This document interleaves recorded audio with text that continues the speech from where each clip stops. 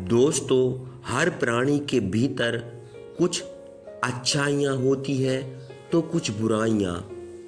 दशानन रावण के साथ भी ऐसा ही था।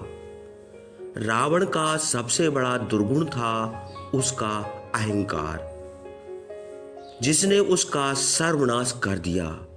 लेकिन यह भी सच है कि रावण में अनेक खूबियां भी थीं जो उसे महान बनाती हैं।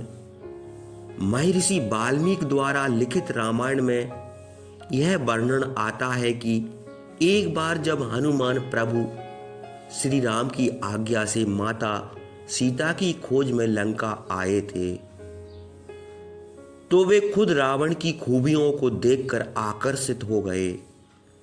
दशानन रावण एक महान पंडित था तथा उसकी तप में जो कठोरता थी वो शायद ही उस काल में किसी ऋषि मुनि में हो।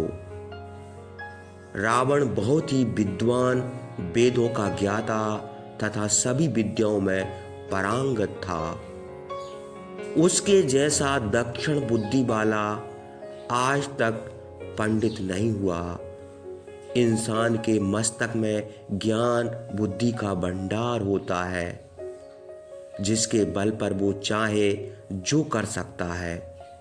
परंतु रावण के तो 10 सिर थे। रावण के इस अद्भुत ज्ञान को देख भगवान शिव ने उन्हें अपने घर वास्तु शांति के लिए आचार्य पंडित के रूप में निमंत्रण दिया था। रावण की मां का नाम कैकसी था और पिता का नाम विशर्वा था। रावण की माता एक दैत्य कन्या थी। रावण के भाई बहनों में कुंभकर्ण, विभीषण, बहन शूर्पणखा के साथ धन के देवता कहे जाने वाले कुबेर भी उनके भाई थे। रावण ने कठोर तपस्या के बल पर भगवान शिव को प्रसन्न किया और वरदान मांगा, परंतु शिव जानते थे कि रावण उनके वरदान का गलत उपयोग करेगा। परंतु उस रावण से धरती की रक्षा के लिए भगवान विष्णु को उनके 7वें अवतार भगवान श्री राम के रूप में पृथ्वी पर आना पड़ा। रामायण के अनुसार जब रावण ने श्री राम की पत्नी माता सीता का अपहरण किया तो राम ने हनुमान सहित लंका के राजा रावण पर आक्रमण कर उसका वध कर दिया।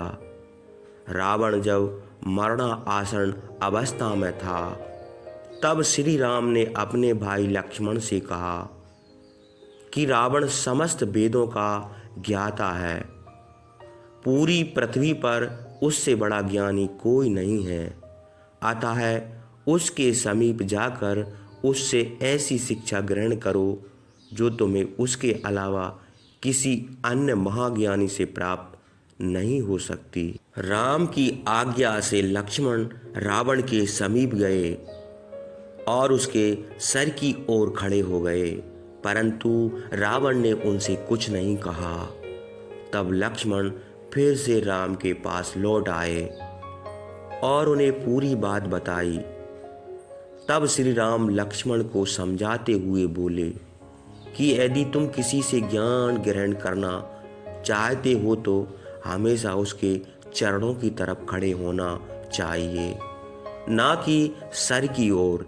लक्ष्मण फिर रावण के पास गए, परंतु इस समय वह चरणों की तरफ खड़े हो गए। तब रावण ने उन्हें 3 महत्वपूर्ण बातें बताईं जो किसी भी व्यक्ति के जीवन में सफलता के लिए आवश्यक हैं। पहली बात रावण ने लक्ष्मण को बताई कि शुभ कार्य जितनी जल्दी हो सके उसे अति शीघ्र करना चाहिए। मैंने प्रभु श्री राम को पहचानने में बहुत देर कर दी। उनसे शत्रुता मोल लेने के कारण ही आज मैं इस हालत में हूँ। दूसरी बात, कभी भी अपनी शत्रु को छोटा नहीं समझना चाहिए। मैंने अपने शत्रु को भली भांति नहीं आंका तथा जिन्हें मैं वानर और भालू समझता रहा। उन्होंने मेरी लंका को नष्ट कर दिया।